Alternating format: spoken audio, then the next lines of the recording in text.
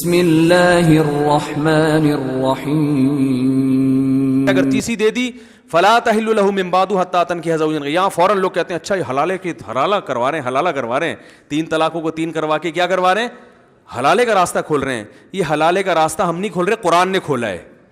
قرآن نے کہا اگر تیسری طلاق مرد نے دے دی ہے تو عورت پہلے شوہر کے پاس نہیں آ سکتی جب تک کہ وہ کسی اور مرد سے نکاح نہ کر لے, اور پھر وہ اس کو اگر طلاق دیتا ہے تو فلا جناح علیہما, پھر کوئی گناہ نہیں ہے پرانے میاں میں اور اس عورت میں کہ وہ دوبارہ نکاح کر لیں. تو قرآن کے الفاظ ہیں.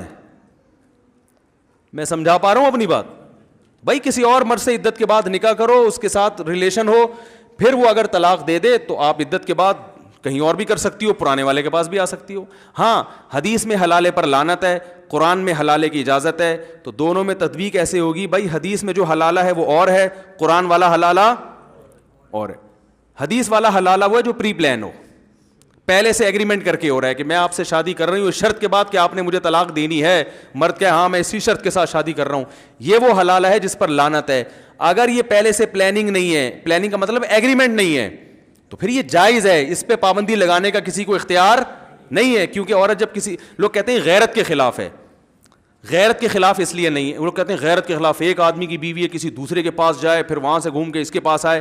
او بھائی جان ایک آدمی کی بیوی ہے ہی نہیں ہے, صحیح ہے نا, اس نے طلاق دے دی, عدت ہو گئی, اس کا اس سے کوئی, وہ جہاں چاہے نکاح کرے. کسی کی طلاق یافتہ سے نکاح کرنا غیرت کے خلاف ہے کیا؟ یہ تو سنت ہے. پھر اگر مرد طلاق یافتہ سے نکاح کر لے تو اس کی بیوی ہے وہ, اب اس کے ساتھ زندگی گزارے, اور بالفرض اگر وہ طلاق دے دیتا ہے تو وہ عورت جب عدت ختم ہو جائے گی تو اب اس کی بیوی نہ پہلے والے کی ہے نہ دوسرے والے کی.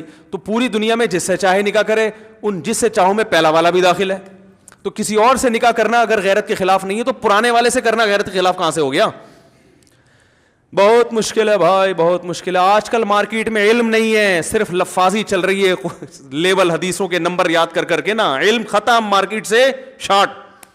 تو اسلام کی ڈیفینیشن اپنی طرف سے کرنے کی چندہ ضرورت نہیں ہے.